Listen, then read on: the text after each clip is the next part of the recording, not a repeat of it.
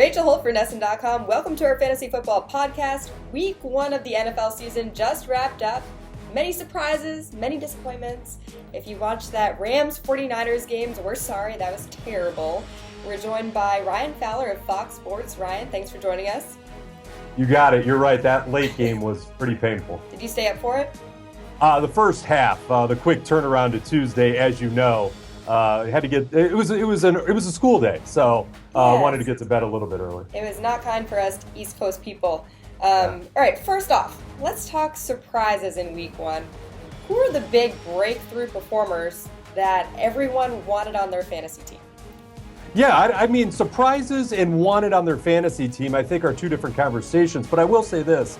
If you want to say one of the guys that you wanted on your team that surprised, I think it was Lamar Miller's workload. I mean, the guy touched the ball 32 times for the Houston Texans, and the big knock on Miller last year wasn't so much about Miller's production, it was how the Miami Dolphins used him. I mean, there were games where he wouldn't touch the ball 15 times, despite showing some progress and production and consistent production. They just went away from him, including that London game where he had a monster first half, and then they benched him the second half, or basically didn't go back to him. So 32 touches against the Bears, you can take it for what it is. He didn't get in the end zone, so be it. But 32 touches, 117 yards, we'll take that any day of the week.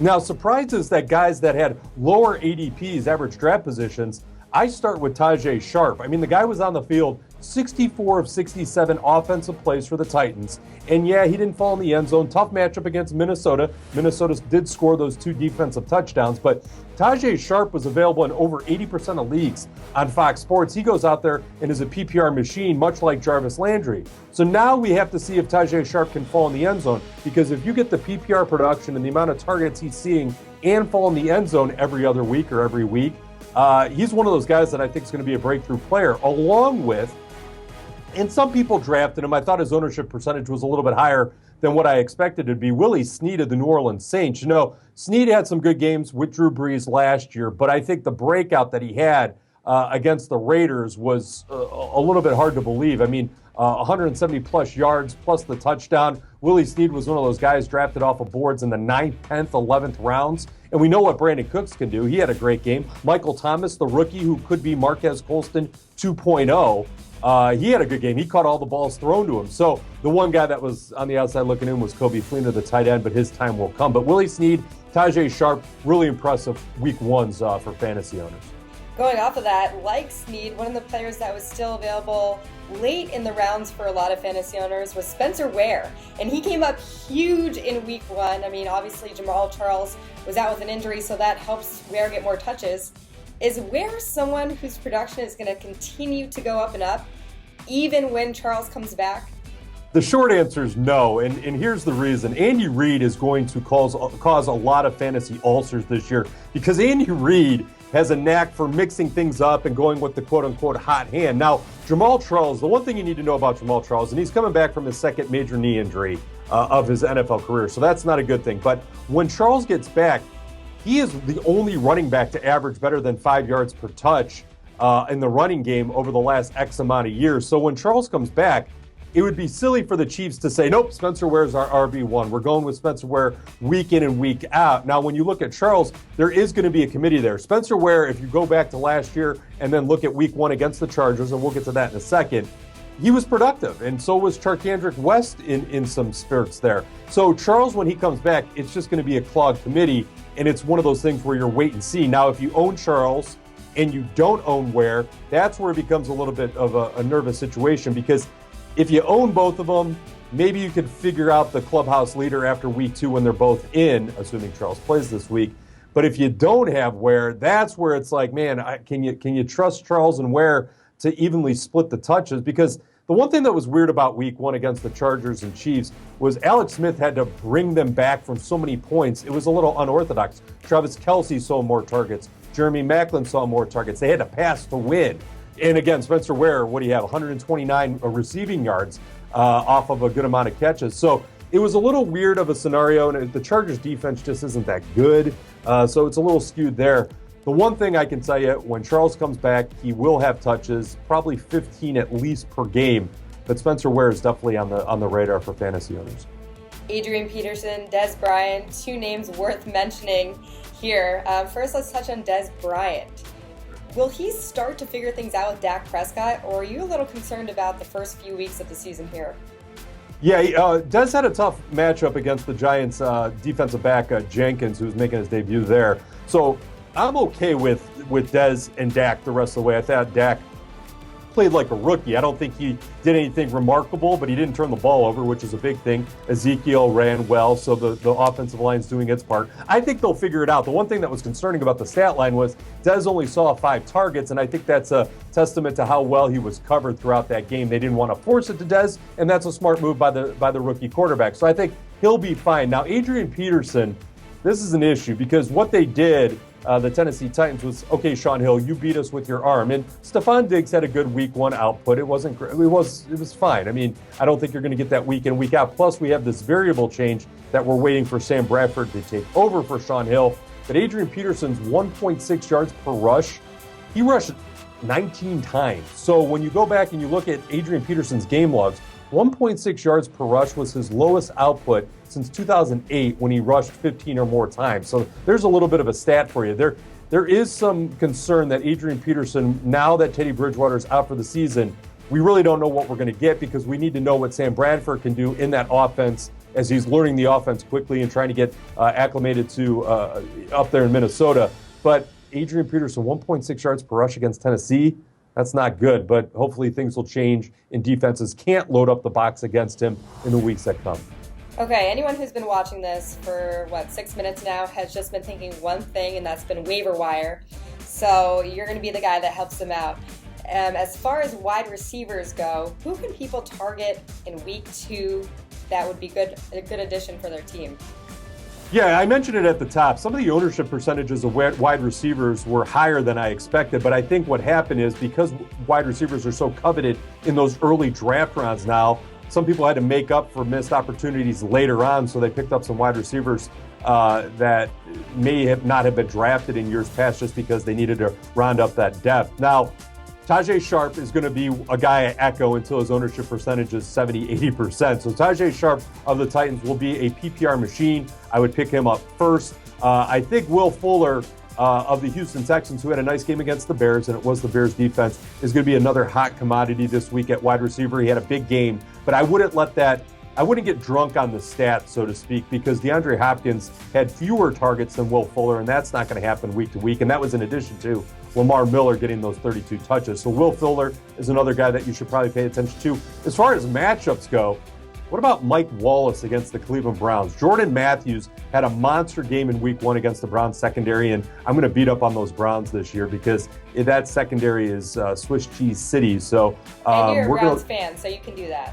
Yeah, I think what the Cleveland fan base needs to do after RG3 landed on IR yesterday with the shoulder issue is take a break. I think Cleveland puts a lot of faith in those Browns that one year it's going to happen, and it's going to be a while. I think celebrate the Cleveland Cavs and enjoy the Indians' ride to the playoffs. But I digress. I think Mike Wallace against the Browns secondary could be in for a big game. If he can torch the Buffalo Bills like he did in week 1, I think he'll have a little bit of an easier time in week 2. And again, I compare it to what Jordan Matthews was able to do downfield. So Sharp, Fuller, Mike Wallace on a matchup play, and then the other defenses you want to beat up on are the Saints. I mean, look at what the Oakland Raiders were able to do there. The Falcons, Jameis Winston tore the Falcons secondary apart, so there's an opportunity for some waiver wire love at wide receiver and tight end. Lions and Colts, both of those defenses were not good, so those are the defenses that I'll be targeting as far as matchup plays. And then, to wrap it all up, I thought Monday night Eli Rogers played pretty darn well for the Pittsburgh Steelers. Now, Antonio Brown still got his. D'Angelo Williams went nuts. But you got to pay attention to the amount of targets Eli Rogers got. He had 7 at the half with Ben Roethlisberger, and that was with Roethlisberger and Eli misconnecting on some routes in that first half. There was some body language there with Big Ben was like, settle down, young man. We'll get this figured out. And he scored in the second half. So plenty of wide receivers to choose from. I don't know about consistency outside of Tajay Sharp. I think there's going to be some ebbs and flows, but there are plenty to pick off the waiver wire. Hey, what about running backs? That's a tough nut to crack. But we'll go back after the Browns. How about that? Justin Forsett and Terrence West had a little bit of a timeshare there in week 1 against Buffalo. Now, against the Cleveland Browns, I think Justin Forsett could have a bigger game, a bigger role, but West might vulture some touchdowns there inside the 5 because that's what he was doing in the preseason. And you remember, Justin Forsett played in the preseason, then he was cut, then he was re-signed 72 hours later, and they wanted to rework the money part of his deal there in Baltimore. But he still was involved, and he was involved in the passing game. He was involved in the rushing game. I think it's one of those things where you're going to look to exploit that. I think another name on the waiver wire is Isaiah Crowell, believe it or not, on the Browns side. There aren't many bright spots of the Browns offense, but Crowell played well week 1 against the Eagles, and I think in standard leagues, Chris Ivory has this mystery illness down in Jacksonville. He missed week 1, had to go to the hospital, and we're still kind of in wait-and-see mode. He was also dealing with a calf issue, but that was different and not connected to the reason he went to the hospital. So Chris Ivory was a standard league stud where I think he was going to do some great things for the Jacksonville Jaguars. Now he's in limbo, and you look at Crowell against the Ravens, maybe not the best matchup, but LaShawn McCoy ran well against the Ravens in week 1. So Crowell, I say it through my teeth, but again, running backs coming off the waiver wire, really hard to figure out. I mean, Theo Riddick had a big game for the Lions against the Colts in the passing and rushing game, but so did Amir Abdullah. So you have a running back timeshare there that you don't want to ignore. I think Theo Riddick could be one of those guys that rides that fantasy point total roller coaster all year, as he did in 2015. I like Theo Riddick. I think he's a guy that should be on rosters, but to trust him week in and week out as an RB2, I think is out of the question. One other name to consider is that RBBC in Atlanta. You have Devonta Freeman, a top pick in many leagues, but Tevin Coleman also around, and there was a report that the Falcons wanted to take some pressure off of Freeman in 2016, and so far so good for Tevin Coleman as he was heavily involved in the passing game of the Falcons. Okay, you mentioned some of those matchups too in week 2. It's hard to already look ahead because we're just digesting what happened to us in our fantasy leagues and what players did this and that. As far as week 2, touch on those matchups again that you're targeting your fantasy owners should be looking at.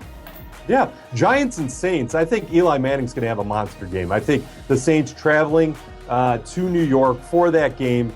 New Orleans had a heartbreaking loss to the Oakland Raiders in the final seconds, and they had a chance to win on that field goal by the Lutz, the kicker, but it didn't come through. I think Eli Manning and Sterling Shepard are building something there in New York. Now, we know Victor Cruz came back, scored a touchdown, did the salsa dance. We love that. Well, maybe not up there in New England, but it was one of those things where it was good to see Victor Cruz back on the field. I think Eli Manning's going to be in for a big week. Mentioned the Browns-Ravens matchup. I think not only Mike Wallace in that passing game, but we're going to have to start to see Dennis Pitta involved a little bit more. You remember Ben Watson placed on season-ending IR, Achilles injury, and I think you're going to want to exploit that Browns matchup. Titans and Lions is interesting because I think we need to see what Marcus Mariota can do against a little bit of a less test than what Minnesota was. He had some trouble with Mike Zimmer's defense there. I think the Tennessee Titans are a fascinating team because DeMarco Murray got his in week 1. Derrick Henry had that one big play, and then he was pretty quiet. Everybody wants Derrick Henry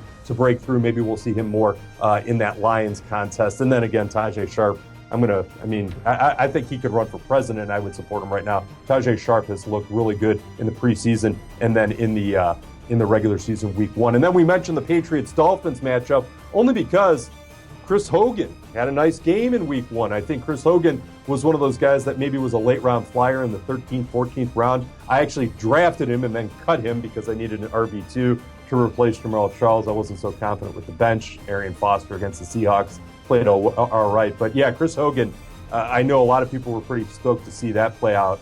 And against the Dolphins played Seattle well. I don't think it's going to be an easy game for Jimmy G and company, but I think Chris Hogan's one of those guys where if you're looking outside the realm and that waiver wire is pretty picked over, Chris Hogan against the Dolphins could be a tantalizing option. I think Martellus Bennett let a lot of people down, but I don't know if you saw the report. Martellus Bennett is not playing for fantasy football owners. We've heard that before. And I think Martellus Bennett, for those that are nervous that drafted him, I think his full value comes when Gronk's on the field. So when Gronk returns, Martellus Bennett will get a better idea of what he can do. Never easy drafting New England players to your fantasy roster. I think everyone knows that. But yeah, we'll see what Bennett does. I know he said himself that sometimes he's going to be a blocker, sometimes he's going to be the guy catching passes, and we just kind of have to see what he can do out there. As far as Survivor Leagues, and for those that don't know, this is where you pick one team each week to win, and you can't pick that team again for the rest of the year. It was a hard week this week. First, a lot of people picked the Seahawks, and of course, they only won by 2 points to the Dolphins, gave everyone a heart attack. Then a lot of people had the Chiefs, and they pulled off a win in overtime, but for a long time, it wasn't looking good for them. Are there any matchups in week 2 where we can say this is a safe bet? Man, there are no safe bets in the NFL, but I will say this. There are, again, those matchups where you want to look to the home team in most instances in Survivor Pool. It's tough to win on the road in the NFL. I'm going to go back to that Giants-Saints matchup. I think Eli looked pretty good in week 1, and I just think the defense of the Saints is just too bad, and they're going to have that hangover loss kind of linger with them up into New York. I know it's a lot of points probably going to be scored in that game, a lot of two great offenses. So off the cuff, I haven't really perused too much, but I think that Giants game is going to come off the board as a top option. And then, you hate to say it, but I mean, Ravens on the road at Cleveland, Josh McCown thrown back in there. I might fade that matchup. I think a lot of people are going to want to beat up on the Browns, but Josh McCown at home, there are random games where the Browns have no business winning, and they go out there and pull off the W. And I think if they can keep that score low, they might have a chance. So that would be one of those ones where you mentioned, are there any sure things? Even the Browns in week 2, as bad as they looked in week 1, now with McCown back, I wouldn't be so eager to pick the Ravens because it is a road contest. In the NFL, parity is king. It's hard. Why do we even like this stuff? It drives us crazy. Why do we do this to ourselves? Well, I think, again, there are great distractions in the sporting world, and when you need to kind of check out from how crazy things are around the world, sports are the best thing. And then again, we drive ourselves crazy with that. But I think the madness is part of the fun, and definitely a lot of madness there in fantasy sports week 1 of the NFL season. And don't forget, fantasy baseball is winding down, and you have all these prospects coming up. So it's a busy time for the Fox Fantasy department, but we're eating it up and definitely wanting to help out people on social media and at foxsports.com/fantasy. Yeah, and you mentioned that. I mean, you're big in fantasy baseball, fantasy football. I don't know how you keep track of everything. Where can we find more from you? Yeah, on Twitter, at Fox Sports Fowler. Ask anytime. I even answer questions at night when I'm eating my dinner.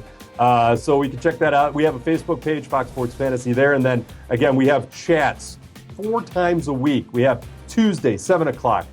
Thursday, 3 o'clock. We have a 3-hour chat on Sunday morning, 10 a.m. until 1 p.m. And then I wrap things up on a Monday night chat at 8 o'clock. So again, if you go to foxsports.com/fantasy, you'll see all the content you need. We'll also help you out with your DFS roster construction. Adam Meyer, my colleague, helps out people with their DFS roster picks for the week throughout the week.